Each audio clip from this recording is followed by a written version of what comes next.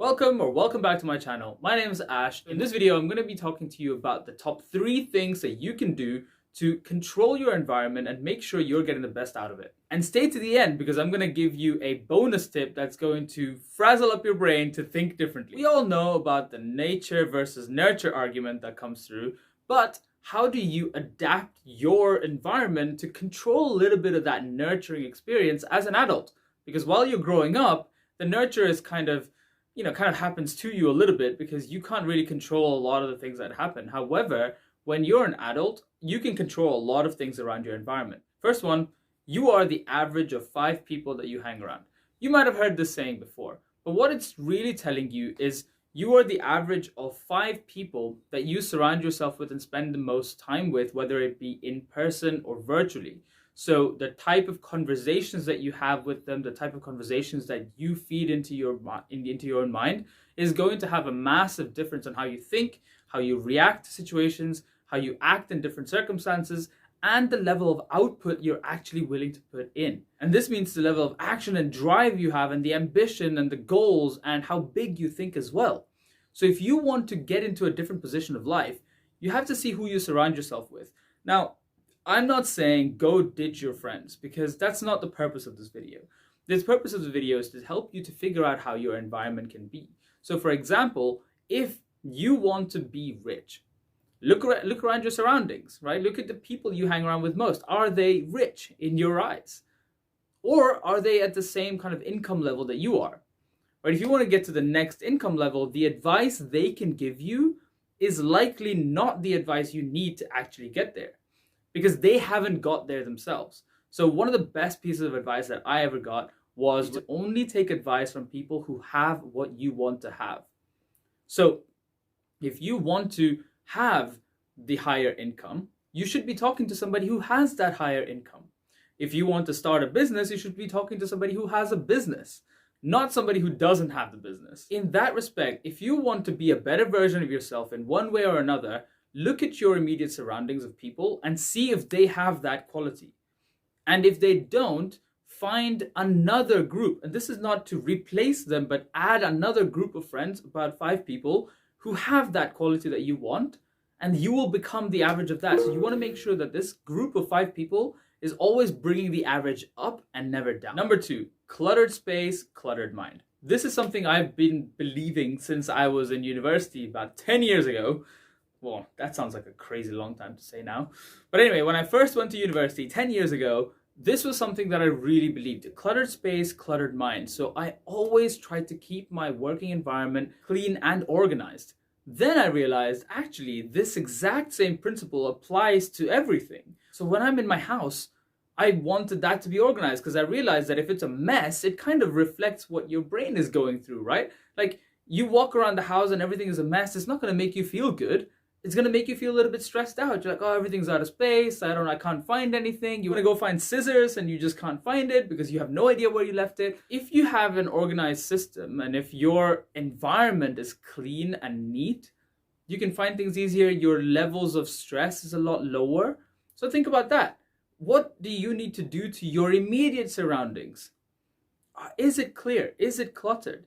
I really do think that the environment that you live in kind of portrays the type of clarity you have in your own mind. So if your house, if your room is a mess, it's different if it's an organized mess, but if it's a bit of a mess, then maybe it's a little bit messy inside your own brain as well. You might not know exactly what it is that you want. But if you're watching this video, you know that you want to become a better version of yourself and you want to learn to control your environment. So Marie Kondo your flat or your house or wherever you live, or at least your room, so that when you do go in there to work or to be focused and productive, you don't have this clutter all around you distracting you from the actual things you want to do. Number 3, what do you feed your mind?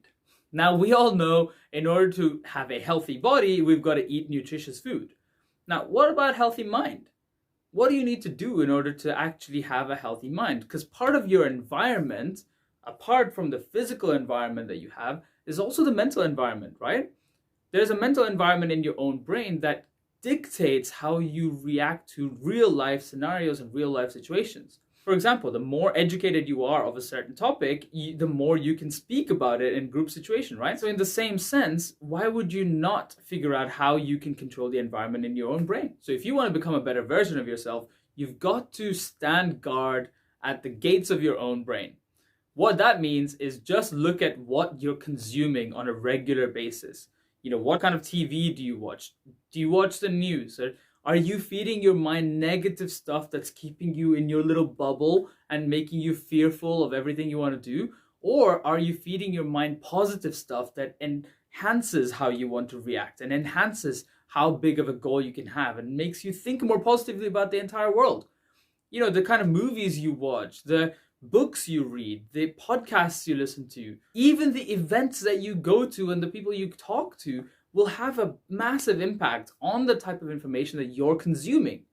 So for example, during the whole pandemic in the last couple of years, if you were constantly glued to the screen of news, you were probably living in a lot of fear, right? You were thinking everything is going bad, everything is going to be going bust, I'm going to lose my house, I'm not going to have toilet paper. Like, you know, you were constantly thinking about the problems that are happening in the world. However, in the same time that people were sitting at home afraid, other businesses in the digital world just boomed, right? Investments went up, crypto world went up, Web3 was in full swing, NFTs became a thing. There's a lot of innovation that happened in the last couple of years that if you were living in fear, you were not part of.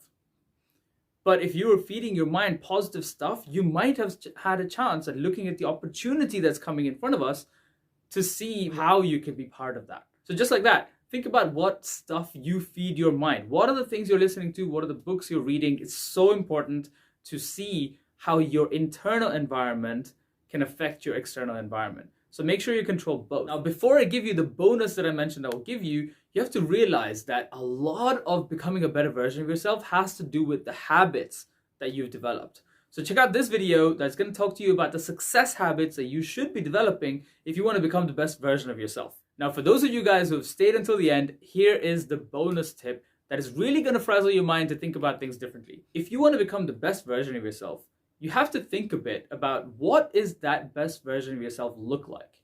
What does that person feel? And what does that person do on a regular basis? And you have to start doing those things in order to achieve it. That's the weirdest part about this whole thing. It's whatever you envisage your person to be, the vision that you have for yourself, you have to start acting in accordance to that now in order for you to have that. For example, if your vision of your best self is somebody who feels good, who feels positive, who's a risk taker, you're not going to get there by thinking about it today in a negative way and watching the news or whatever, right? You're going to have to surround yourself with positive things. You're going to have to start taking small risks so that this best version of yourself can take big risks and become a big risk taker. You're not going to get there unless you start right now. So start thinking about, what does this person want to feel like? What does your future best self want to feel on a day-by-day basis?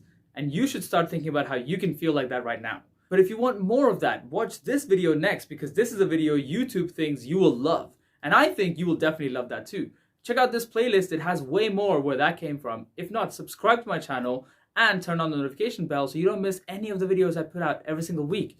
If you liked it, give it a thumbs up, and I'll catch you in the next one.